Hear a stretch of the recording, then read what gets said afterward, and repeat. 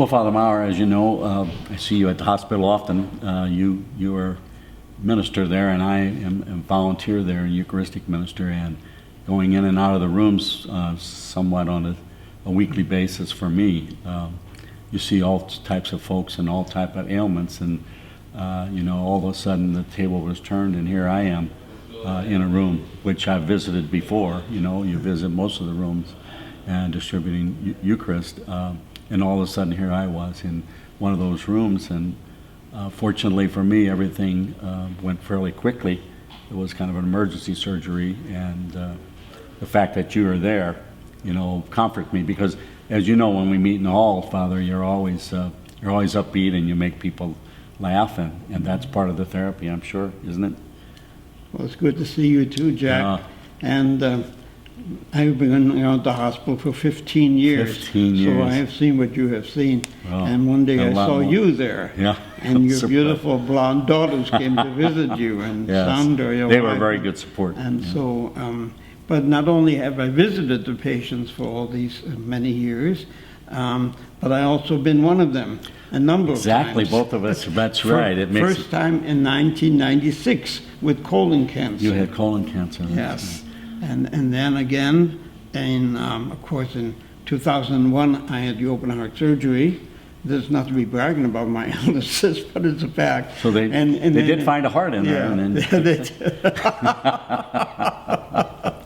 that's what makes it so much fun, Yeah. because we can laugh, Yeah, even yeah. when you see a lot of depression. Yeah. When you do see a lot of depression there, you have a tendency to uplift people. And Right. if we can't laugh, then, we don't have good trouble. medicine, In because trouble. that's right. Yeah. So you were there for those surgeries, And or I at least also for was those there. treatments? I had prostate cancer in 2008. Had 42 radiations. So I know about cancer. Thanks be to God. So far, I am. Really good. With Still have aches and pains, holding but it. Oh, I God, see yeah. you limping down the hallways now. That's the hip. That's a new. Well, but Father, you're in your 80s, 80, and to be ministering like that, not everyone can do that, and not everyone is willing to do that. So we admire you down there for that. But you just have a way of, comforting people and making us smile and turning the whole thing around from being a really down day to being an up day. And so many people, when I distribute communion, oh yeah, I've seen that Father Elmar, yeah, and they really enjoy you coming in there. So what you've done for me was so. I'm so grateful because We're not just bragging about each other. It's a reality, Jack. I've known you since about 73 years old. That's right. And I've known you always as a friendly person, Yeah. an outgoing person, and Sandy as well.